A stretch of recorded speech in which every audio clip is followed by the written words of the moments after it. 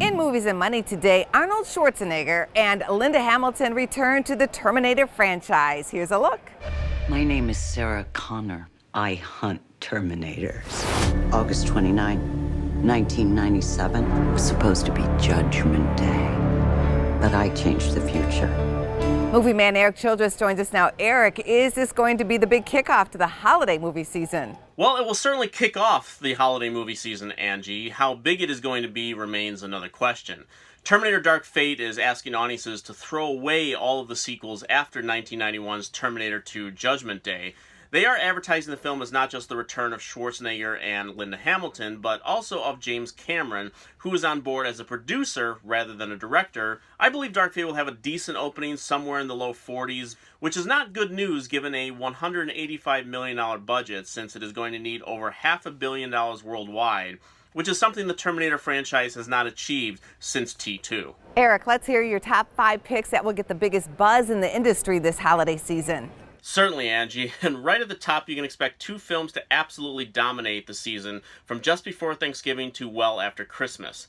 The final episode of the Star Wars saga is opening on December 20th, and we can expect that The Rise of Skywalker will not just be the biggest film of the season, but certainly one of the year. My feeling is that it won't reach the heights of Avengers Endgame, but nevertheless will become one of the highest grossing films of all time. The same can be said for Disney's Frozen 2, which families will be forced to flock to as their kids want to see the next chapter of Anna and Elsa. Now, this one I do believe will handily outgross the first film, which was already a $1.27 billion grosser. I think it will pass that and probably pass $500 million in the US alone.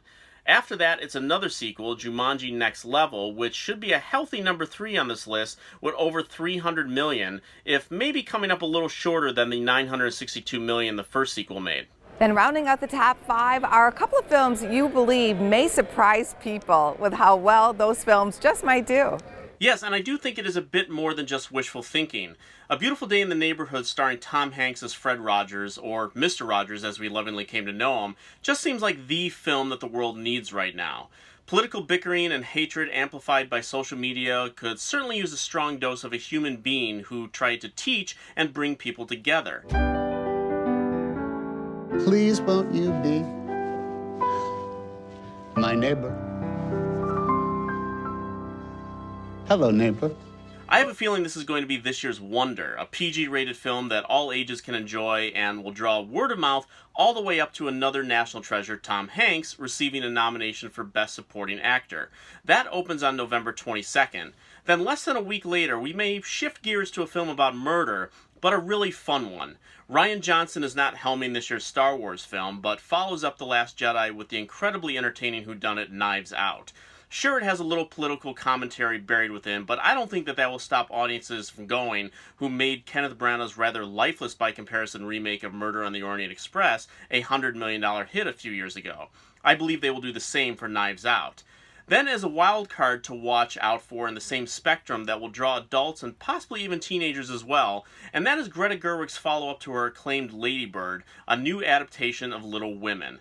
A cast including Saoirse Ronan, Meryl Streep, Emma Watson, Laura Dern, and Florence Pugh is already drawing raves from those that have seen it, as they say Gerwig brings a fresh perspective to a story that has been adapted multiple times, including the terrific 1994 Winona Ryder version.